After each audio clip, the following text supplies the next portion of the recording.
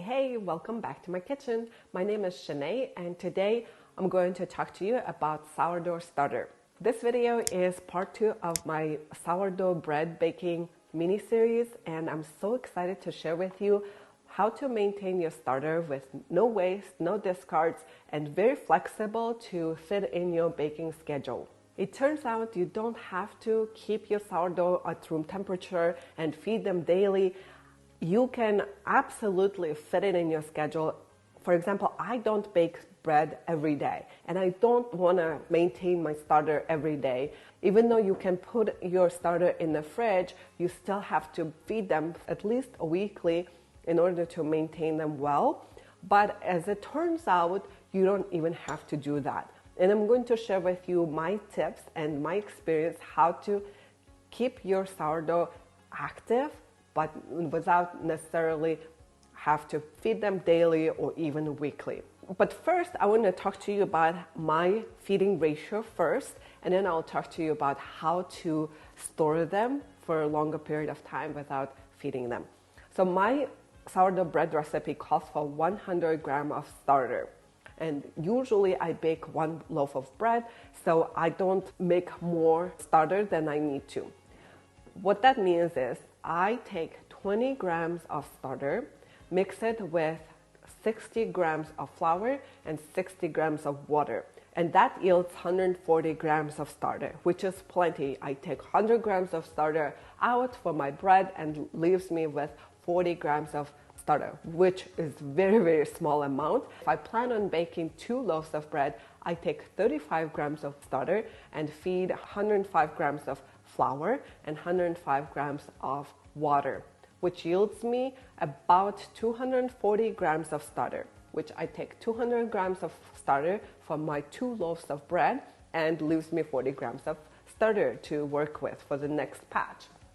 I use 1:3:3 ratio for my starter, which means I take 1 part of starter with 3 parts of flour and 3 parts of water.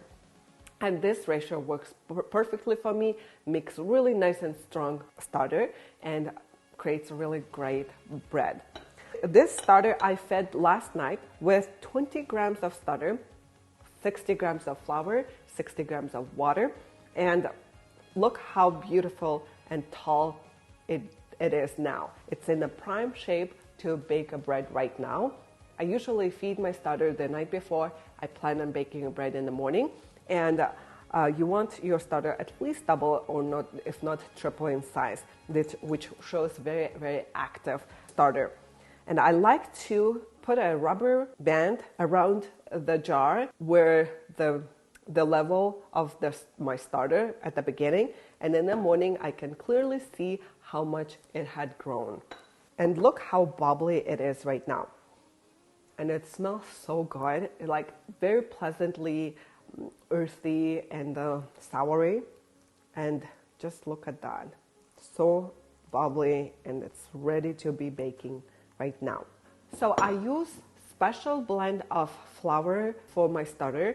I mixed 2 parts of bread flour to 1 part of wheat flour, and I just mix the 2 flours together and label it as my starter flour, and I use this mix for feeding my starter. The reason I add whole wheat flour is because it feeds your starter better and makes your starter a little more potent and strong. So now I'm going to take 100 grams of starter and put it in this bowl for my bread later on. Again, I love using my scale for precision. And then I left with this much sourdough starter. I have weighed my glass already. It's 320 grams. So I'm going to weigh it and see how much. So it says 350 grams together, and I know 320 grams is my jar. So if I want 20 grams of starter, I take out 10 grams out of here and leave 340. If I'm planning to bake another loaf of bread tomorrow, then I need to feed a starter tonight. What I would do is I would cover it and put it in the fridge or on the counter until later today, and then mix my starter before going to bed. But I'm not planning to bake a bread tomorrow, or I'm not sure when is the next time I'm gonna make a bread. So what I will do is I add 60 grams of flour,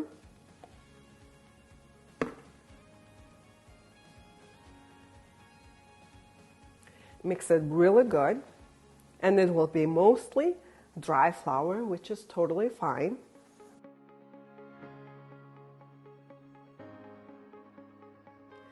And leave it like this in the fridge until you're ready to bake. When I know I'm gonna need to make a bread dough next morning, I take it out from the fridge the night before, add 60 grams of water, mix it in, let it sit in the room temperature overnight, and your starter will be nice and active again.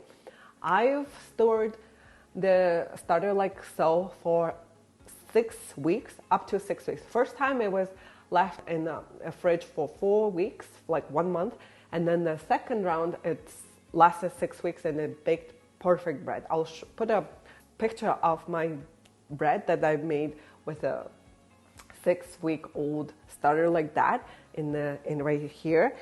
And yeah, this is how I store my sourdough starter, and I know it works, and I cannot wait for you to give it a try. I would put a note here, say 20 grams of starter, 60 grams of flour, plus add 60 grams of water when ready to make the starters. Time goes so fast, and in 6 weeks you might forget like how much starter I had here and whatnot. So I like to write a note here on top too. So I really hope you enjoyed this video and this video was helpful. And if you have any comments, feedback, let me know in the comments below. And I'll see you in my next video with my easy sourdough bread recipe for beginners. Until then, bye.